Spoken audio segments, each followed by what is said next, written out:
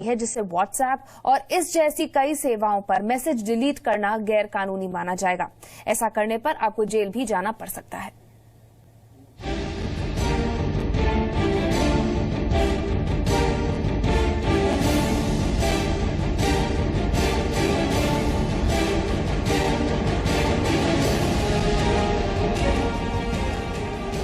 आपके व्हाट्सएप पर सरकारी पहरा। व्हाट्सएप मैसेज डिलीट किया तो जाना पड़ सकता है जेल। अपनी मर्जी से डिलीट नहीं कर पाएंगे व्हाट्सएप मैसेज। 90 दिन से पहले मैसेज डिलीट किया तो खैर नहीं। जी हां, सरकार नया कानून बनाने जा रही है, जिसके तहत आपको व्हाट्सएप जैसे ऐप पर मैसेज को 90 दिन यानी 3 महीने तक स्टोर रखना होगा। सिर्फ मैसेज ही नहीं, आपको पासवर्ड भी स्टोर रखना होगा।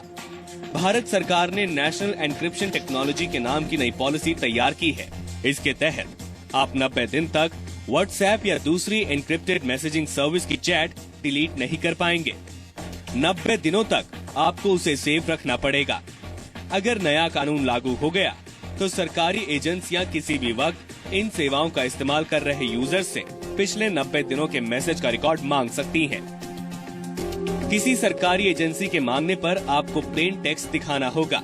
अगर यूजर 90 दिनों से पहले मैसेज को डिलीट करता है तो उस पर कानूनी कार्रवाई की जा सकती है। व्हाट्सएप के अलावा गूगल हैंगआउट और एप्पल का आई मैसेज भी इसके दायरे में आते हैं।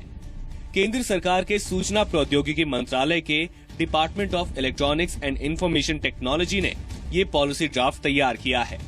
सरकार ने 16 अक्टूबर तक आम लोगों से इस पर सुझाव मांगे हैं।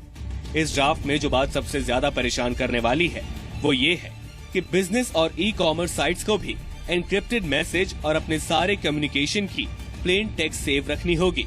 मांगने पर अपना एन्क्रिप्शन पासवर्ड सरकार से साझा करना होगा। अब सवाल उठता है, कौन कौन इसके दायरे में आएंगे? सभी भारतीय नागरिक, सभी केंद्र और राज्य सरकार के विभाग, सभी बिजनेस और कमर्शियल संस्थान, सभी पब्लिक सेक्टर अंडरटेकिंग, सभी शिक्षण संस्थान। प्रस्तावित कानून के मुताबिक भारत या भारत से बाहर के सर्विस प्रोवाइडर जो भारत में एन्क्रिप्शन टेक्नोलॉजी का इस्तेमाल कर रहे हैं, उनके लिए सरकार से समझौता करना अनिवार्य होगा। हर ऐप को इसके लिए बनी सरकारी एजेंसी में रजिस्ट्रेशन और अपने एन्क्रिप्शन सॉफ्टवेयर या हार्डवेयर की वर्किंग कॉपी एजेंसी में जमा करना अनिवार्य होगा।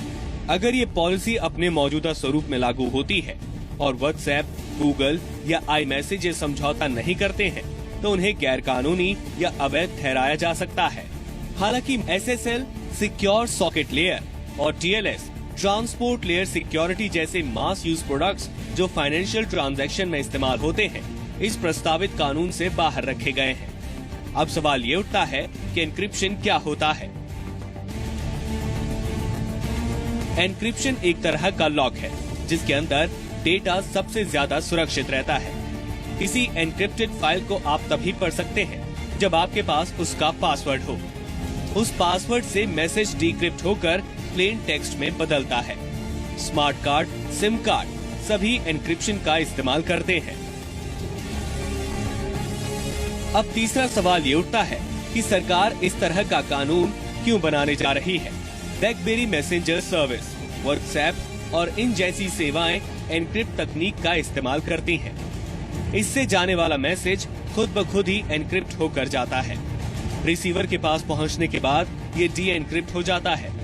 बस यही एन्क्रिप्टेड मैसेज सुरक्षा एजेंसियों की आग की किरकिरी बना हुआ है। ऐसे एन्क्रिप्टेड मैसेज को सुरक्षा एजेंसियां देश की सुरक्षा के लिए खतरा मानती हैं। सरकार की दलील है कि प्रस्तावित नए कानून का मकसद साइबर स्पेस में व्यक्ति और बिजनेस संवेदनशील जानकारी को सुरक्षित रखना है। ब्यूरो रिपोर्ट, जी मीडिया।